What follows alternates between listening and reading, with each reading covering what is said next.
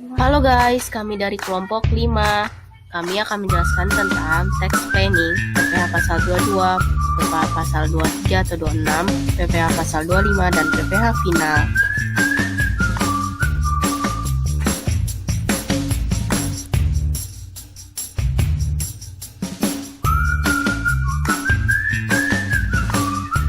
Apa itu tax planning?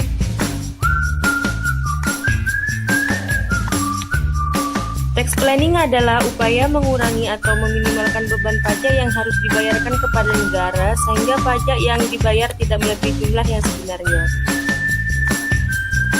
Manfaat tax planning: 1. Menghemat kas keluar. 2. Mengatur aliran kas. 3. Menentukan waktu pembayaran. Dan 4. Membuat data-data terbaru untuk mengupdate peraturan perpajakan. Pertama, kita akan membahas tax planning PPh pasal 22. Pemotongan dan pemungutan PPh pasal 22 impor menyangkut pemungutan pajak di sektor impor yang berhubungan dengan penyerahan dan pembayaran barang serta pemasukan barang dari luar daerah pabean.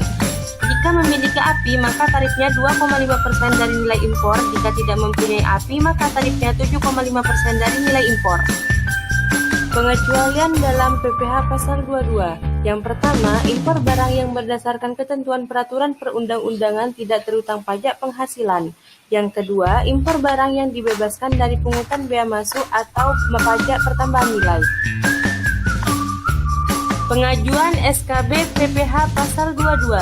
Yang pertama, yang menggunakan angka pengenal impor atau API. Yang kedua, yang tidak menggunakan API sebesar 7,5% dari nilai impor.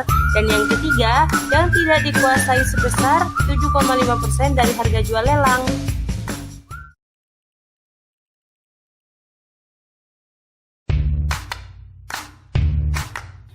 PPh pasal 23-26 berkaitan dengan kewajiban pemotongan pajak atas penghasilan atau imbalan orang pribadi dan badan dengan status subjek pajak dalam negeri sehubungan dengan dividen, bunga, royalti, sewa, dan penghasilan lainnya sehubungan dengan penggunaan harta kecuali telah dipotong oleh PPh pasal 4 ayat 2. Berikut tarif objek dari PPh 23. 1. Tarif 15% dari jumlah bruto dikenakan pada dividen. 2. Tarif 2% dari jumlah bruto dikenakan pada sewa dan penghasilan lain sehubung dengan penggunaan harta. 3. Tarif 2% dari jumlah bruto dikenakan pada imbalan jasa teknik, manajemen, konstruksi, dan konsultan. 4. Tarif 2% dari jumlah bruto dikenakan pada imbalan jasa lainnya. 5. Tarif sebesar 100% dari besaran PPh 2326 yang berlaku untuk badan yang tidak memiliki NPWP. Peran dan pelaporan PPh 23. 1.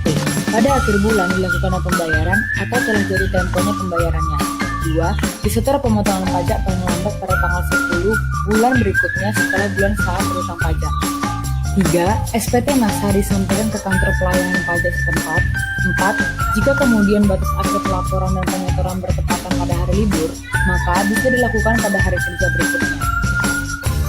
Tax planning PPh pasal 23 atau 26. Pertama, tax compliance, kepatuhan wajib pajak dalam memenuhi kewajiban perpajakan baik secara pembukuan, pemotongan, pemungutan, penyetoran, dan pelaporan.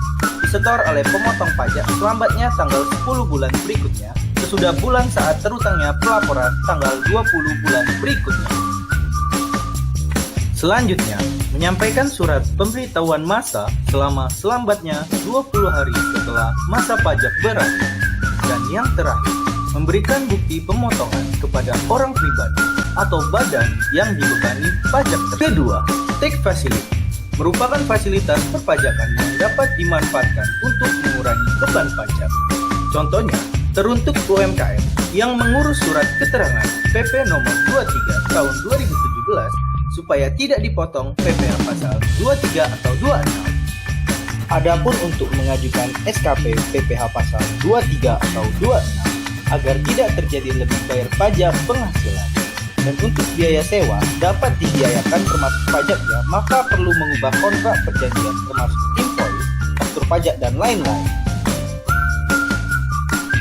Yang ketiga, tax loopholes, memanfaatkan celah atau kelemahan peraturan perpajakan agar perusahaan dapat mengurangi atau menghindari pajak. Dengan menggunakan metode gross up, langkah yang dilakukan dengan memasukkan jumlah potongan PPh pasal 23 atau 26 pada nilai jasa yang hendak dibayarkan. Tax planning PPh pasal 25 dan PPh final. PPh pasal 25 adalah pajak yang dibayar secara angsuran. Tujuannya adalah untuk meringankan beban wajib pajak, mengingat pajak yang terutang harus dilunasi dalam waktu 1 tahun. Penyetoran pajak. Wajib pajak orang pribadi yang mempunyai tempat usaha tersebar di beberapa tempat ditetapkan sebesar 0,75% dari jumlah peredaran bruto setiap bulan dari masing-masing tempat usaha tersebut. Perhitungan PPh pasal 25. Yang pertama, pajak penghasilan yang dipotong sesuai pasal 21 yaitu sesuai tarif pasal 17 ayat 1 bagi pemilik NPWP dan tambahan 20% bagi yang tidak memiliki NPWP. Yang kedua, pajak penghasilan yang dipotong sesuai pasal 23 yaitu 15% berdasarkan dividen, bunga, royalti, dan hadiah, serta 2% berdasarkan sewa dan penghasilan lain serta imbalan jasa. Yang ketiga, pajak penghasilan yang dipungut sesuai pasal 22 atau pungutan 100% bagi yang tidak memiliki NPWP. Yang keempat, pajak penghasilan yang dibayar atau terutang di luar negeri yang boleh dikreditkan sesuai pasal 24 lalu dibagi 12 atau total bulan dalam masa pajak setahun.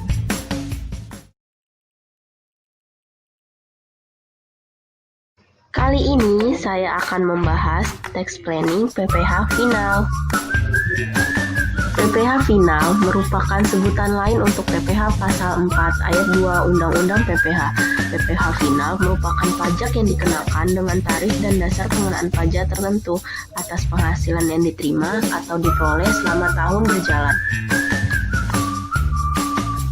Objek PPh final. 1. Bunga deposito atau tabungan diskonto sertifikat Bank Indonesia dan jasa giro yang dikenakan tarif 20% kecuali yang diterima bank, dana pensiun, tabungan kepemilikan rumah sangat sederhana.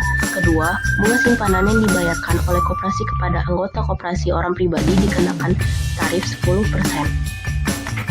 3. Bunga obligasi, surat utang dan surat utang negara lebih dari 12 bulan. Kecuali bunga atau diskonto yang diterima oleh dana pensiun, baik bank dalam negeri atau perwakilan bank luar negeri di dalam negeri yang PPh-nya tidak final. Apa saja sih karakteristik PPh final? 1. Pengenaannya diatur khusus dengan peraturan pemerintah. 2. Penghasilan yang dikenakan PPh final tidak perlu digabung dengan penghasilan lainnya. 3. Biaya-biaya yang dikeluarkan untuk memperoleh penghasilan yang dikenai PPh final tidak dapat dikurangkan. 4. Jumlah PPh final baik yang dipotong sendiri ataupun pihak lain tidak dapat dikreditkan. Tax planning PPh final. 1. Bunga dan diskonto obligasi yang diperdagangkan dan dilaporkan perdagangnya di Bursa Efek. 2. Penghasilan dari transaksi penjualan saham yang diperdagangkan di Bursa Efek. 3. Bunga deposito dan tabungan serta diskonto SBI. 4. Penghasilan berupa hadiah atas undian. 5. Penghasilan atas sewa tanah atau bangunan. 6. Penghasilan dari usaha jasa konstruksi. 7. Penghasilan dari pengalihan harta berupa tanah atau bangunan. 8. Dividen yang diterima atau diperoleh wajib pajak orang pribadi dalam negeri. 9. Bunga atau diskonto obligasi dan surat berharga negara atau SBN. 10. Bunga simpanan yang dibayarkan oleh koperasi kepada anggota koperasi orang pribadi. Sekian dari